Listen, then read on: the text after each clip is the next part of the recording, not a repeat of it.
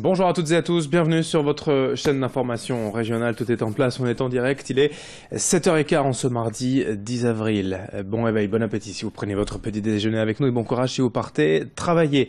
Avant toute chose, ce matin, vos prévisions météo. Le temps devrait être aujourd'hui moins instable qu'hier, même si les perturbations domineront clairement encore cette journée. Le risque d'averse sera quand même limité dans la région et on pourrait par moments profiter d'un petit peu de soleil. Les températures en ce mardi restent stables et supérieures au normal de saison. 17 degrés aujourd'hui à Lille et 16 degrés à Saint-Omer, Dunkerque, 15 à Calais et Boulogne. Les prévisions complètes après ce journal. À la une de l'actualité, d'abord les images de la visite d'Emmanuel Macron hier dans la région, à Richebourg, dans le Pas-de-Calais. Le président de la République est venu accompagné du président portugais Marcelo Rebelo de Sousa afin de commémorer le centenaire de la bataille de la Lys. Un épisode particulièrement sanglant de la Première Guerre mondiale, également appelé le Verdun portugais. Le 9 avril 1918, 4 divisions allemandes ont attaqué le corps expéditionnaire portugais, fort de 55 000 hommes, et près de 7 400 Portugais ont été tués, blessés ou faits prisonniers.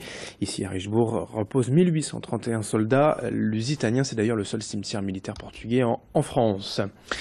L'actualité, c'était également cette autre visite d'une personnalité nationale, la ministre de la Santé, hier dans la région, notamment à Lille, au sein du planning familial. Agnès Buzyn y a rencontré des femmes d'un groupe de parole, se réunissant chaque semaine pour parler de sexualité et de l'éducation sexuelle de leurs enfants. La ministre en a profité pour présenter son nouveau plan concernant la santé sexuelle, au programme notamment des aides pour les citoyens, pour l'accès au planning familial, à l'avortement et au dépistage des MST, mais aussi des cancers colorectal et de l'utérus. Explication avec la ministre de la Santé hier au micro de Vincent Vieillard. J'ai choisi le territoire du Nord parce que c'est un territoire où les inégalités de santé sont majeures. Elle porte essentiellement sur ce qu'on appelle les déterminants de santé, c'est-à-dire les pathologies chroniques, les addictions, mais également l'alimentation. Et ces femmes parlaient de leur difficulté à accéder à une diététicienne, par exemple, à connaître les bons réflexes alimentaires. Et venir dans le Nord, pour moi, ça veut dire que je veux réduire ces inégalités de santé en touchant au plus près les gens dans leur comportement, en les aidant à trouver les bons comportements pour eux, pour leur santé, mais aussi à les aider à mieux élever leurs enfants face à ces addictions ou à ces comportements alimentaires qui peuvent entraîner des troubles à l'âge adulte. Donc plus on agit tôt, plus on agit au plus près du terrain, plus on sera efficace sur ces inégalités de santé. L'actualité nationale et régionale, c'était également depuis plusieurs jours la grève qui s'enchaîne à la SNCF. Aujourd'hui, la reprise du trafic est annoncée pour 8 heures, mais ce se fera au fur et à mesure de la journée. La compagnie ferroviaire annonce une circulation normale pour les TGV et TER-GV. 6 TER sur 10 aujourd'hui dans la région, 160 bus de substitution prévus. Les trains opérationnels sont affichés sur le site ter.sncf.com et sur l'application SNCF. Dans cette édition, et également, on parle de grève et des échauffourées qui ont éclaté hier midi entre des étudiants à Lille et des CRS, rejoints notamment par des cheminots et des enseignants-chercheurs. Ces derniers ont été notamment violentés par les CRS selon les syndicats et étudiants. Les CRS auraient en effet utilisé des gaz lacrymogènes contre eux.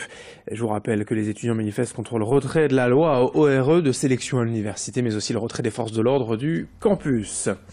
Dans le reste de cette édition en images, la semaine de mobilisation contre le handicap menée dans les écoles de Bondu dans la métropole lilloise.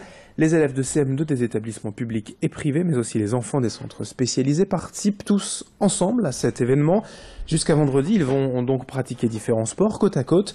Hier, ils ont par exemple joué au foot en portant un masque pour leur cacher la vue et ainsi entrer dans la peau d'un enfant déficient visuel. Ils ont également pratiqué du basket en fauteuil roulant. Cette semaine de sensibilisation a lieu tous les ans à Bondu. Elle permet, selon la mairie et les enseignants, d'observer une réelle entraide entre les enfants, qu'ils soient valides ou non. Explications et témoignages recueillis sur place par Céline Huret. On a appris à faire de la sarbacane. On a aussi appris à faire comme un foot, mais pour les gens qui sont aveugles. Donc là, on est en train de faire un match de basket fauteuil. Je pense que je me suis plus rendu compte que ces gens-là, ils ont plus de mal à faire les choses que nous. Moi, quand j'ai été dans le fauteuil, franchement, j'ai galéré. J'ai appris que nous, on n'a pas d'handicap et qu'il y en a beaucoup qui ont des handicaps et que je suis contente de ne pas avoir d'handicap parce qu'il y en a qui... Ça doit être difficile pour eux de vivre avec un handicap. J'ai appris que même si les personnes qui étaient en situation de handicap avaient que ce soit un handicap moteur, sensoriel ou mental, ils peuvent s'adapter, on peut adapter tous les sports en fait à leur handicap pour qu'ils puissent faire ce qu'ils veulent. Donc on a appris beaucoup de choses et c'est vraiment génial. Maintenant, j'ai un peu plus la conscience de ce que vivent les personnes en situation de handicap. Et je vais jamais me moquer parce que maintenant je sais ce que ça fait d'avoir des difficultés. Pour terminer ce journal, on vous présente cette auto-école solidaire à destination des personnes sans emploi aux bénéficiaires du RSA. Un projet associatif porté depuis près d'1 an et demi dans la métropole lilloise par François Lepoutre et qui permet donc de ne payer que 35% du prix du permis. Si l'on estime un permis de conduire à environ 1 000 €, cela fait donc près de 350 € à débourser. Baptisée Mobilité Avenir, l'association rassemble des aides des collectivités et de l'État pour payer l'ensemble des frais, notamment les 2 véhicules et les 2 moniteurs à disposition. À noter que l'association participe actuellement au concours de la fabrique Aviva qui propose des fonds pour monter des opérations solidaires. On peut voter en ligne pour cette auto-école jusqu'à ce mardi midi. Explication au micro de Vincent Vieillard. C'est extrêmement important parce que ce sont des gens qui sont loin de toute communication, notamment pour aller travailler en zone industrielle, à des heures complètement décalées, en métier de bouche, là aussi à des heures complètement décalées. Et il y a certainement des transports en commun pour y aller, mais pour revenir en pleine nuit, c'est difficile. D'où le besoin de mobilité, d'où le permis de conduire. Et nous nous associons avec un garage solidaire qui va s'installer à Roubaix, qui permettra donc de compléter la chaîne.